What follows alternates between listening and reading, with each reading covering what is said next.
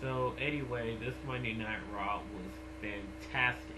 Last night Raw was really great. I felt like it was it had great story regarding Triple H and Daniel Bryan, and also other matches going on in WrestleMania. I don't know what's gonna happen. I don't know if they're gonna have the tag team match, but indeed they're gonna have the Andre the Giant Battle Royal. So I felt like too much focus did build around Triple H and Daniel Bryan.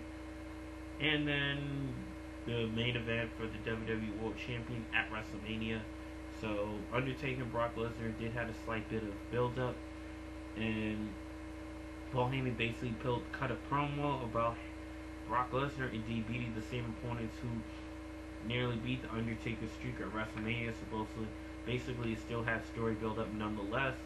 So the promo was still good, even though it didn't really match up to much hype, but it still did build more hype to the match between Brock Lesnar and Paul Heyman. The Divas match with the Funkadactyls versus AJ and Tamina. Dissension is built towards AJ and Tamina, and I felt like it's about time they put a Divas title match at WrestleMania. I feel like it's about time AJ gets her title match from there, and we need to see that really. So that's what I gotta say to that. But I feel like it is about time. I really can't wait to see that happen. Yeah, and then I think the Bell Twins were on commentary, so Natalia was nowhere in sight. But I don't know what they're gonna do next, because I felt like they did the Divas match at Night of Champions. AJ won, beat all of them, but Tamina, I don't know if she's gonna get involved. So who knows what's to happen? But the title match needs to be built up. But they still put dissension with AJ and Tamina, but we don't know if they're going to regroup or if the feud is going to build even more and more. So I can't hardly wait to see what happens from there. Next thing we had was regarding the Occupy Raw. Triple H, did state that he's going to talk to Daniel Bryan face to face, and then Orton and Batista indeed did get involved in that situation. So yeah, Orton and Batista did get involved in that situation where Triple H cut a promo. And then Batista, he says, you know what, he's going to end the Yes Movement, and he's going to end the Yes Movement, and he says everything in the WWE is his, so whatever comes in his way, he's going to crush it and take it down. So this is what he's talking about with the Yes Movement. He felt like it's just a nuisance, and he wants to end this Yes Movement from there. So that's what I got to say to that. So it turned out Batista did get involved and complain about the triple threat match being involved in WrestleMania. The fact that Daniel Bryan, the troll, is in WrestleMania, which unfortunately was the funniest way from there. So Randy Orton indeed as well agree with Batista, saying why is Daniel Bryan in this triple threat main event at WrestleMania? It was supposed to be a one-on-one title match. And then Triple H was like, what is wrong with you guys? I am not going to beat Daniel Bryan. I am going to beat Daniel Bryan. There will not be a triple threat match. And then eventually, after Randy Orton and Batista did exploded, Triple H lashed out and said, you know what, I'm sick of Hollywood stars coming in after a 4-year absence, thinking they could just step into WWE and demand to get what they want. And then he's tired of gifted, talented stars, holding their hand and expecting to win matches with help. So he says it's going to be a triple threat match regardless whether Daniel Bryan wins or not. So if Daniel Bryan loses, Triple H will be in the triple threat match, but if Daniel Bryan wins, he will be in the triple threat match. So it's kind of building hype to the main event. And it's kind of disappointing because it turned out Batista and Randy Orton were supposed to have their feud about the Evolution storyline, but it turned out Batista did turn heel, so they still put heat into the feud. So Batista did get RKO'd by Orton, so they still hate each other nonetheless, which I think is beautiful. So which is beautiful, and I think it's great. So next match we had, which was the first match I did start was the Usos versus the Real Americans. It looked as if the Real Americans did manage to regroup, which I thought was fantastic. So fantastic for the Real Americans, getting the win, even though the match was great. I'm surprised the Usos didn't win, but it's great because the Usos aren't burying the Real Americans. They're still building competitions for the Usos, who have the tag team champions. So there's going to be more story from there, which I have to say, because for the most part, The Usos indeed are having tougher competition now. So Real Americans are looking strong, and the tag team division is still staying alive and not flushing down the toilet. So that's what I have to say to that, which was fantastic. So I thought it was great from there. So that's what I gotta say to that. Next match we had, which was was Goldust versus Fandango. Unfortunately, it was a filler match, but you know, still great competition, but not really relevant build up or any storyline to it. So match was still okay, but Goldust did get the victory. But yeah, that's what I gotta say to that. So Goldust gets the victory. I don't know if they're gonna feud from there, but highly doubt that. So yeah. So yeah. Well, we had a good match, but Goldust wins. But yeah, so I gotta say that. Yeah. So next match we had the Daniel Bryan versus Orton no disqualification match. That was phenomenal. Daniel Bryan indeed did wail on Orton. Orton wailed on Daniel Bryan halfway through the match, gaining momentum for Daniel Bryan, building a comeback and motivating Daniel Bryan to get stronger in the match. Indeed, he win. At first, Batista looked like he was going to leave after getting RKO'd by Randy Orton, but it turned out he didn't leave after all. He said, "You know what? My biggest regret is coming back here. I'm leaving." And then it turned out he didn't leave. It turned out he speared Orton, and at the end of Daniel Bryan pinning Orton after Batista's spear, Batista eventually Batista bombed Orton after getting dropkicked by Daniel Bryan. But he comes back, Batista bombs Orton for a little revenge, and then he says, "Why would you think I leave? I came here to be WWE World Champion." So that's what I got to say to that. So it's great to see him back. However, though, great to see Batista back. Yeah, I'm glad he returned and didn't leave yet. So because he built a new character, so he didn't really leave immediately. So he kind of fooled the fans into thinking he's gone, which I'm glad it was an interesting ruse. Next match we had was the 8-man tag team matchup. Orton, Big E, Mark Henry, Big Show. Turned out Ziggler and Big E had a brief, unprominent, not really much of a prominent reunion. However, however, it turned out Batista nailed his. So it was against Sandow, Ryback, and who else? Alberto Dorito.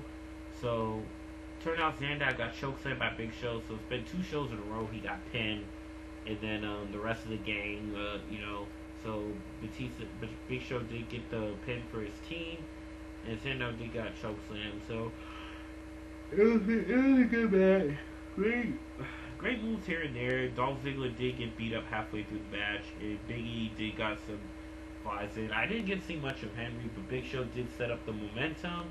Alberto Del Rio Ryback did get some offense in. I didn't remember what half of the other match happened, but it had great climax into the match. I don't know if I say the certain spots, but great moves and highlights in there. So that's what I gotta say to that. So it didn't have much storyline other than Ziggler and Del Rio continuing their feud. Unfortunately, they don't have an alliance anymore. So, which is still interesting though, because you still get the most out of Ziggler and Del Rio. I have to say to that. So other than that, we have. So other than that, Big Show didn't win for his team, but it turned out Big Show is getting more build up because he is a giant, Andre the Giant, like Andre the Giant in the Big Show. So I don't know who's gonna be the next new giant other than Great Khali. So can't wait to see what's gonna happen after that. So after Titus O'Neil with Sheamus' quick match, Sheamus, St. Patrick's Day, so it was a Sheamus victory for the boost of the holiday and the fact that he's in the Andre the Giant Memorial. So basically, he beat Titus after he was bullied around Hornswoggle and got advantage on Sheamus. So Sheamus did send the victory, and then that's what happened from there. Christian beat up Sheamus after his victory and attacked him, making a statement that he is going to be on the Giant Battle Royal, which I can't wait to see what happens from there. So excuse me. So it seemed like storyline did push a little further, but like I said before, Christian eliminated Sheamus from Elimination Chamber, but it seemed like it made it look forgettable just to build up deceit that Christian can't beat Sheamus in a one-on-one match. So that's what I gotta say to that. Next story.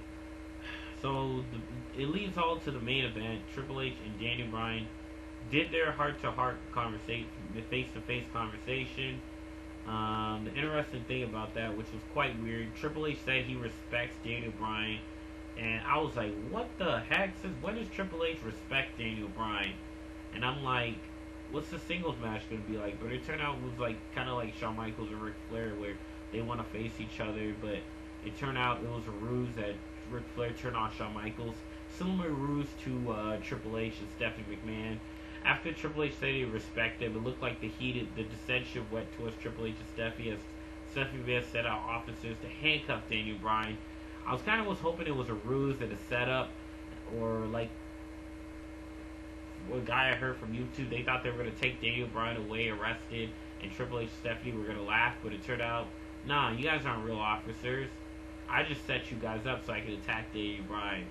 And I was excited to see that, because I was excited to see Triple H actually beat Daniel Bryan on his own. I thought he was going to use a sledgehammer, but it seemed like he didn't need to use that at all.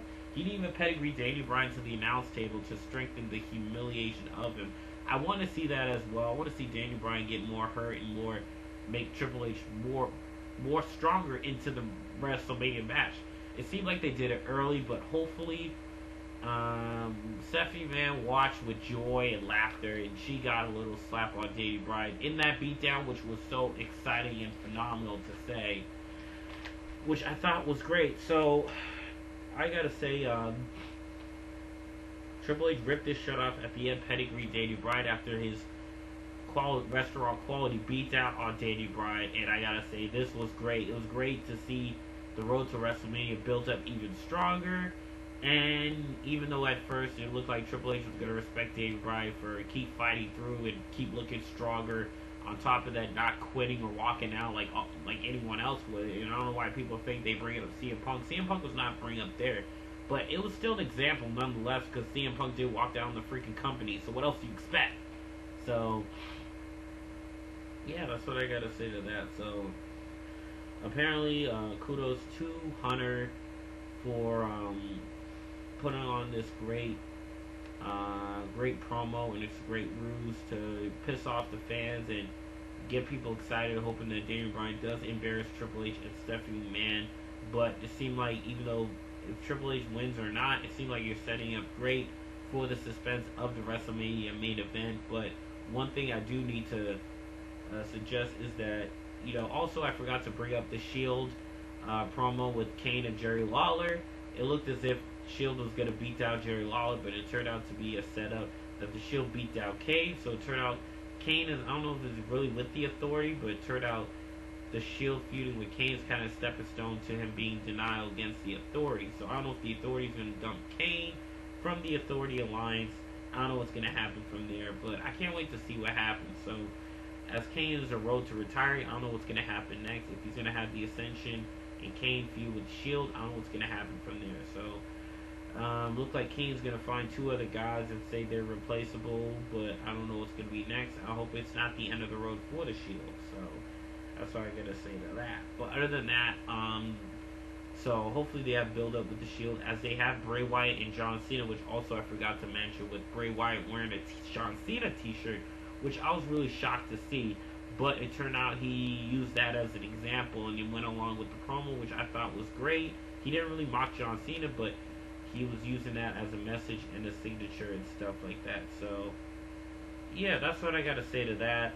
The video was, the promo was great for Bray Wyatt, and John Cena did a promo of his own, which I thought was great, in his ringside with Hulk Hogan. So anyway, gotta go. Still great Monday Night Raw, and I'll catch you guys on the flip side. Peace out.